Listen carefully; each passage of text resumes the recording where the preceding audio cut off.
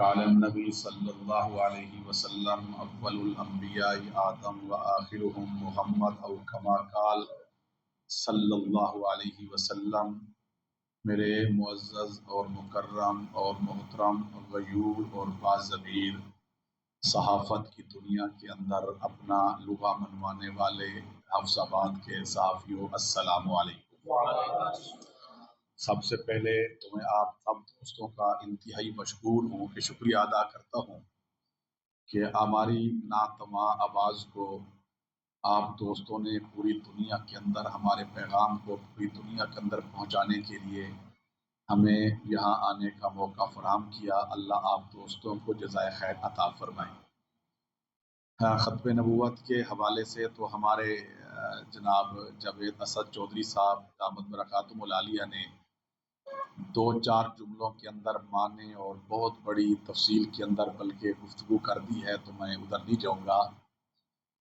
جتنے بھی اس وقت فتنے پائے جاتے ہیں، ہر فتنے کے چار دور ہوا کرتے ہیں۔ ایک اس فتنے کی ابتدا ہوا کرتی ہے، اور ایک اس فتنے کا عروج ہوا کرتا ہے، اور ایک اس فتنے کا زوال، اور پھر اس فتنے کا اختتام ہوا کرتا ہے۔ قادیانی فتنے کی ابتدا انگریز کے کہنے پر جہاد جیسے عظیم فریضے کو حرام قرار دلوانے کے لیے مسلمانوں کے دلوں سے اس فریضے کی عظمت کو کم کرنے کے لیے، یا مسلمانوں کے دلوں سے آپ صلی اللہ علیہ وسلم میرے اور آپ کے آقا کی محبت کو کمزور کرنے کے لیے مرزا غلام قادیانی سے نبوت کا جھوٹا دعویٰ کرایا۔ جب اس نے نبوت کا جھوٹا دعویٰ کیا تو اس کے اس فتنے کی ابتدا ہوئی، اور اس کا عروج ایک وقت تھا آپ کے اس ملک پاکستان کے اندر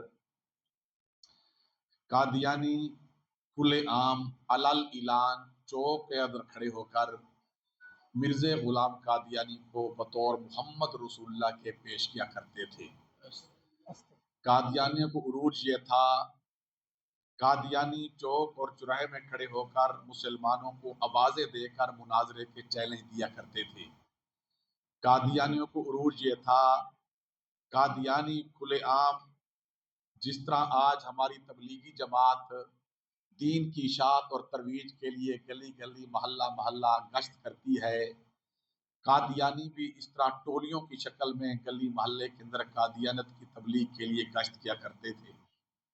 قادیانیوں کو عروج یہ تھا، قادیانی کھلے عام اپنی تبلیغ کرتے تھے، لٹریچر تقسیم کرتے تھے۔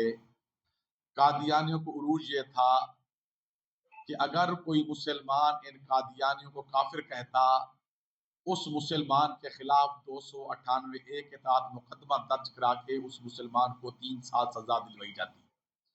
قادیانیوں کو عروج یہ تھا، قادیانی ہمارے اس ملک پاکستان کے اندر اپنی حکومت کے خواب دیکھ رہے تھے۔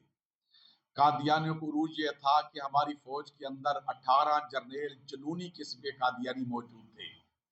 قادیانیوں کو عروج یہ تھا کہ جب قادیانی جناب نگر کے اندر اپنا سالانہ جلسہ کرتے تھے، جلسے کے اختتام پر ان کے خلیفے کو گفتگو کرنے کے لیے مائک پر دعوت دی جاتی، وہ خلیفہ آ کے مائک کے سامنے کھڑا ہو جاتا، سرگودا ایئر بیس سے جنگی جہاز اڑتے، قادیانیوں کے جلسے پر گل پاشی کرتے، پھر نیچے آ کر ان کے خلیفہ کو سلامی پیش کرتے، پھر جہاز واپس جاتے تو یہ خلیفہ بولنا شروع کرتا۔ یہ قادیانیوں کو عروج تھا۔ پھر اس کے بعد 1953 کی تحریک ختم نبوت کے اندر آپ صلی اللہ علیہ وسلم کے غلام، عاشق اور دیوانے، مستانے اور پروانے اپنے با وفا نبی کی ختم نبوت کے تحفظ کے حوالے سے میدان میں اترے، اور ہزاروں مسلمانوں نے اپنی جانوں کا نذرانہ پیش کیا۔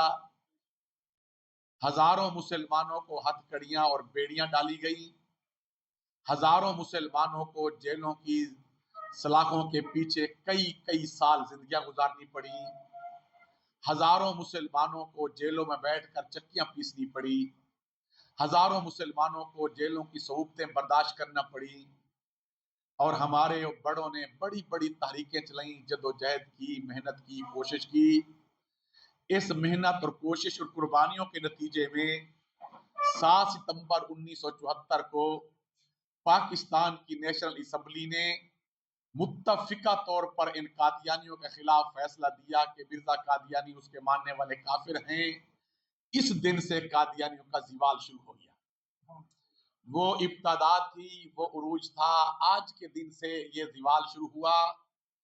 اس کے بعد 1984 کے اندر جناب ضیاء الحق صاحب کے دور میں تعزیرات پاکستان میں 2 دفعات کا اضافہ کر کے قادیانیوں کے خلاف ان کی تمام تر سرگرمیوں پر پابندی لگا کے ان کو بدگلی کی طرف دھکیل دیا۔ 1994 کے اندر آپ کے سپریم کورٹ کے 5 رکنی بینچ نے قادیانیوں کے حوالے سے ایک مضبوط ترین فیصلہ دے کر قادیانیوں کے پیٹھ کے اندر چھرا گھونپا۔ 2018 کے اندر اسلام آباد ہائی کورٹ کے جسٹس شوکت صدیقی صاحب نے قادیانیوں کے حوالے سے ایک مضبوط فیصلہ دے کر امت کو ان کے دھوکے سے بچایا۔ 2024 کے اندر جناب جسٹس فیض عیسیٰ صاحب کی سربراہی کے اندر 3 رکنی بینچ نے ایک اور قادیانی